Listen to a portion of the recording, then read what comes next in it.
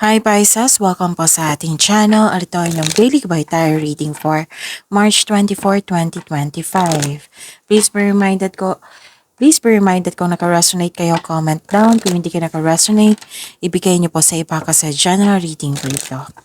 This is for you, Pisces, ngayong March 24, 2025.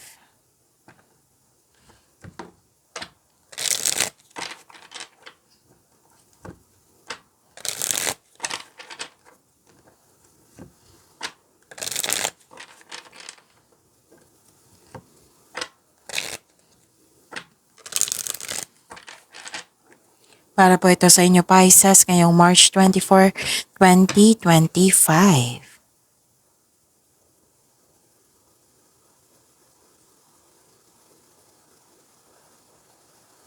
Maraming salamat po sa inyong patuloy na suporta at maraming salamat din po sa mga hindi nag-skip ng ads. Gamitin ang reading na ito bilang gabay lamang. Sa mga hindi pa nag-subscribe, subscribe na po kayo at click bell notification para malaman nyo na may bago tayong video. Para sa mga gusto magpa-reading po, may lumabas dyan sa screen nyo ngayon. Panoorin nyo po at sundin ng instruction.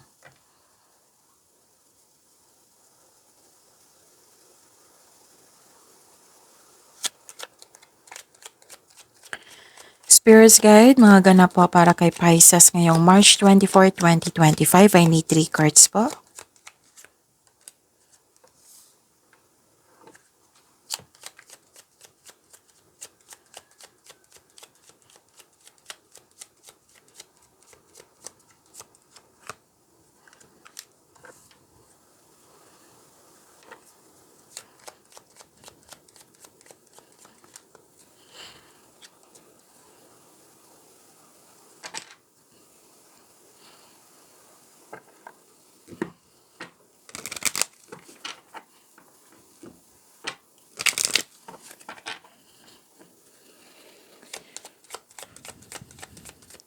Spirits Guide, Angels, Archangels, Guardian Angels, message pa para kay Pisces ngayong March 24, 2025. I need 2 cards po.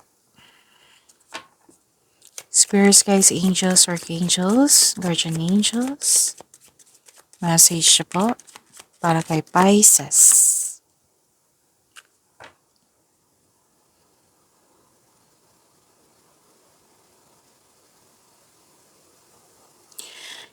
Okay, Pisces, ngayong March 24, 2025, may nakita ko ditong mahirap kausap or may restriction.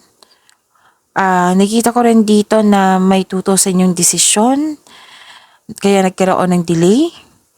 Nagkaroon ng delay kasi may hesitation to take in action. Pwede din delay ito sa sa hinihintay nyo. Delay or blockages. May nakita ako ditong influence, malaking influence ng isang babae sa araw na ito, Pisces. At nakita ko dito na may prosperity. Wow, claim niyo po itong prosperity na ito. Nakita ko dito na may nag-uusap regarding sa property or domestic matters. Some of you, may home base yung trabaho, and some of you nag-rest day ngayon or nagbakasyon ngayon or may balak magbakasyon, mag-staycation sa bahay. Kasi you felt relaxed, calm, and security pag nasa bahay kayo. Indigo and Crystal Children, sabi po ni Archangel Metatron, you have a bond with children. In particular, you can help children who are sensitive. Peace, sabi po ni Archangel Chamuel, peace comes from remembering that the only love is real.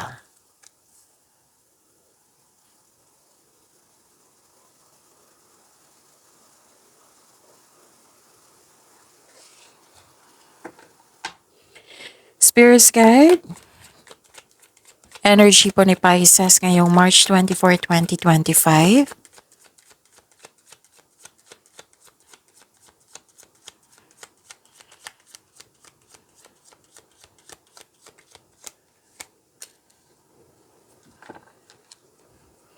And the clarification of this card po para kay Pisces.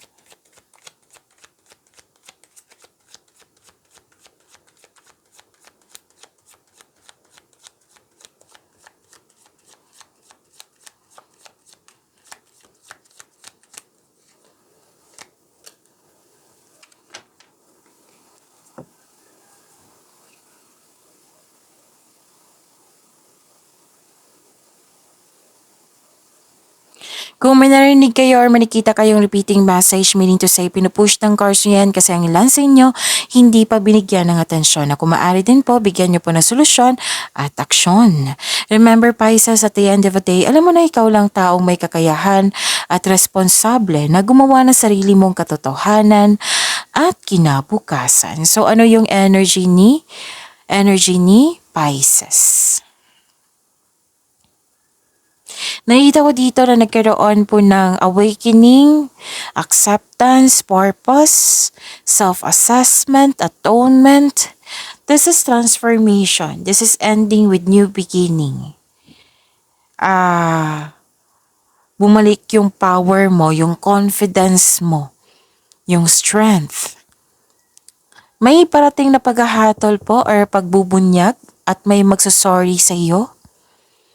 This is also means accept and release your past so you are able to enjoy the next phase of your life.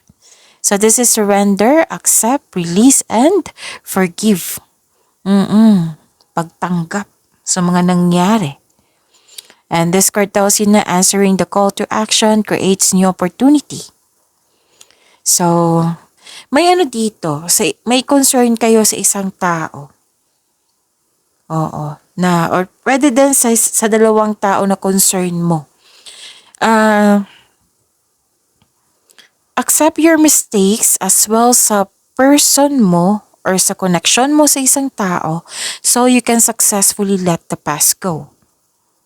Maaring magpakita yung tao na sanaktan ka noon, para humingi ng tawad sa iyo. At mag-put ng closure. Pwedeng lumabas ito kahapon sa inyo.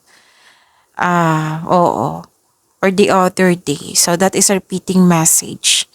So, yun. Sabi ng card dito, seek forgiveness in order to move forward. So, alam niyo naman, sabi ko sa inyo, kung may repeating message, bigyan ng atensyon. Na kung maaari din po, bigyan niyo po ng solusyon at aksyon.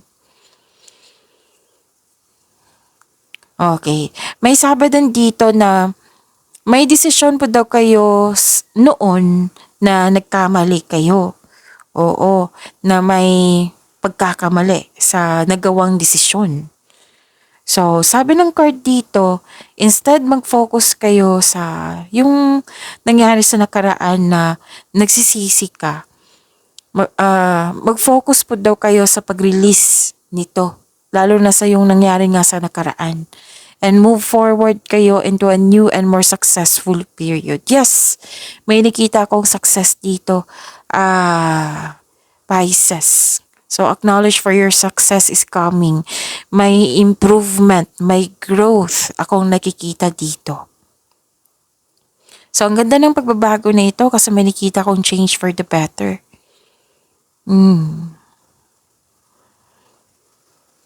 Ano pa?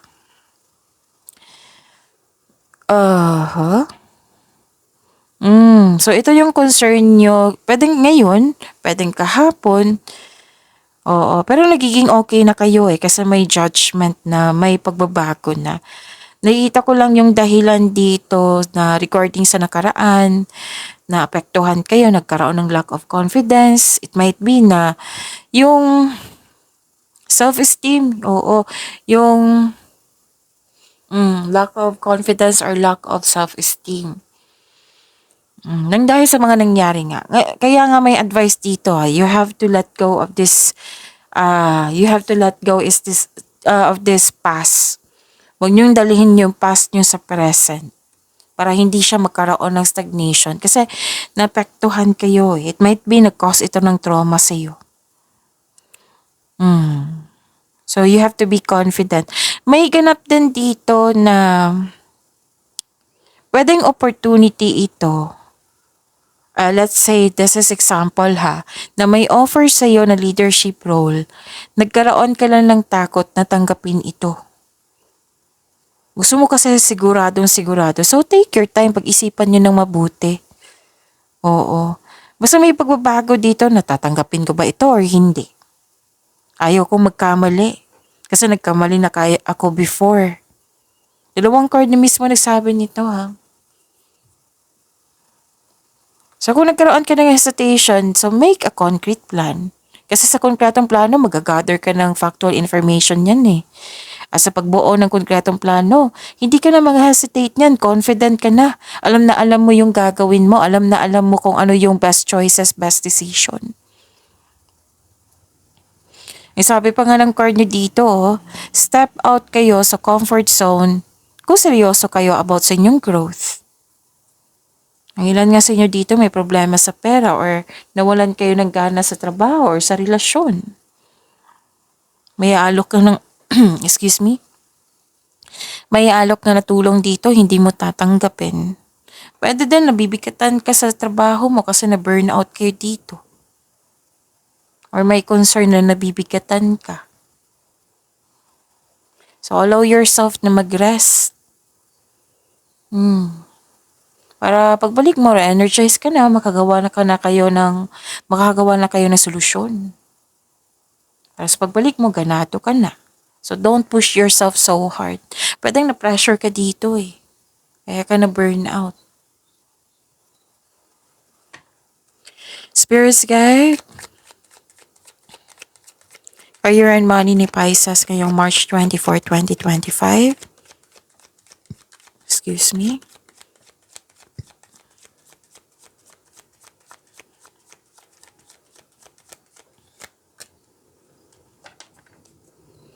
And the clarification of this card po.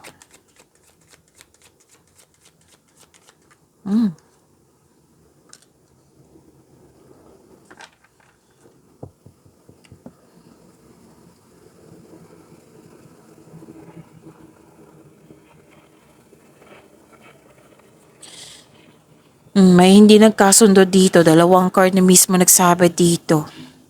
Hindi nagkasundo. Sa career and money niyo po ito ha. Pwede din nagkaroon ng delay or obstacle. Yung sinabi ko dito sa inyong oracle cards. Yung unang sinabi ko. Delay or obstacle. Lumabas dito sa dalawang cards nyo dito sa tarot cards. Hindi ka natutuwa sa mga nangyari. Or hindi ka kontento. So may nangyaring disconnection. Dalawang card na mismo nagsabi din po. Disconnection, disharmony. Pero may opportunity ka na to turn this situation around. Kailangan mo lang ng excuse me, kailangan mo lang ng mahabang pasensya and listen to your heart to get back on track. So, ang assignment nyo ngayon is mahabang pasensya.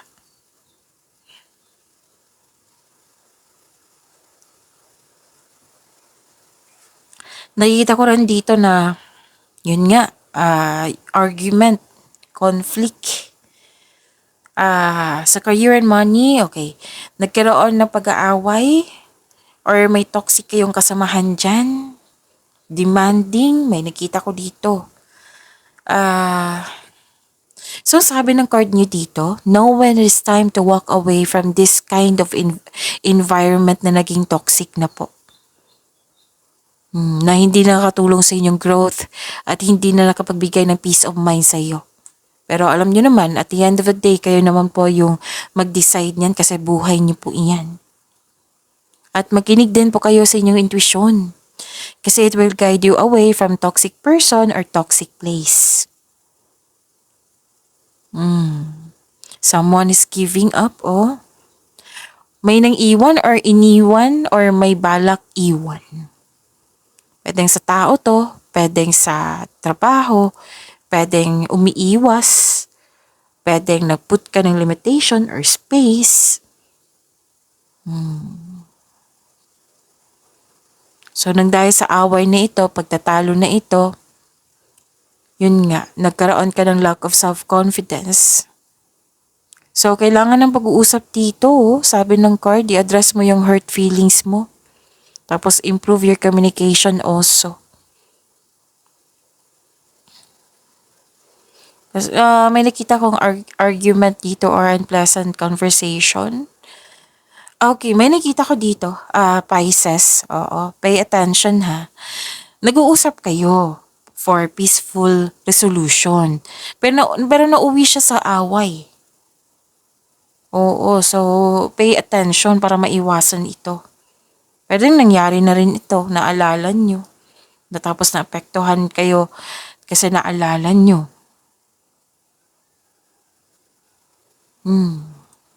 So maraming paraan, maraming advice ang course dito. So pay attention po. Kaya pala may sabi dito si Archangel Chamuel na peace comes from remembering that only love is real.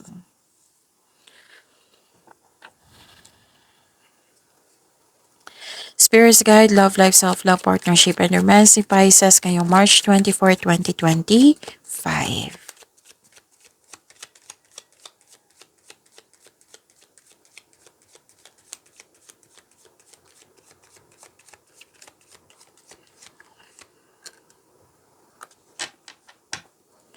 At the clarification of this card po.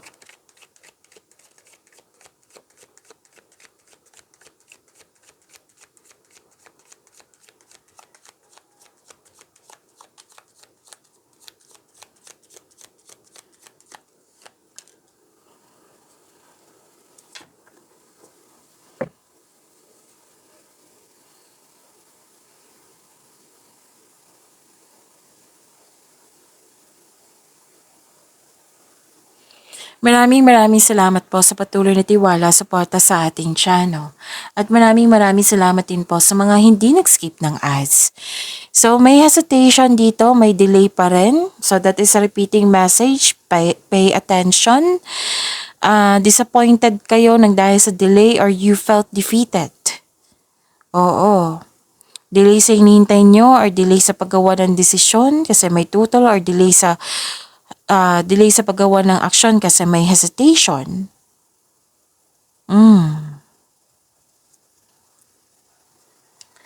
Ang ilan sa inyo ayaw umalis sa comfort zone. So this is a repeating message again. This card asks you to be confident at magkaroon ng pasensya. Mag-build kayo ng konkretong plano para magkaroon kayo ng confidence at alamin mo kung ano yung pumipigil sa iyo. So ang advice ng card dito, take risk. We need to move out from our comfort zone kasi alam nyo naman sa labas ng comfort zone may success. May nakita ko celebration dito, togetherness. Pisces. Okay.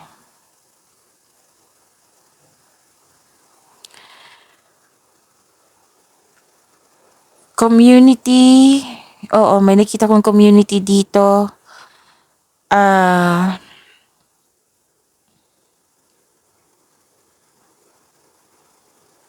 Okay. Sa mga single, maaaring makatagpo ka ng new partner through your friends or sa group of people.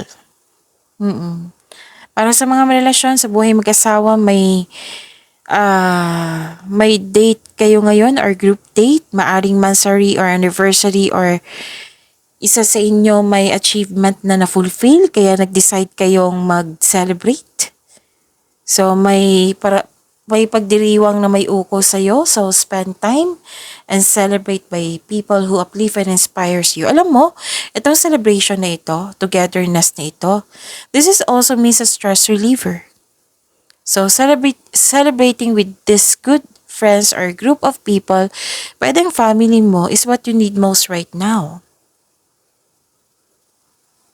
Pagtipon-tipon ito ng mga, sa grupo ng tao nga.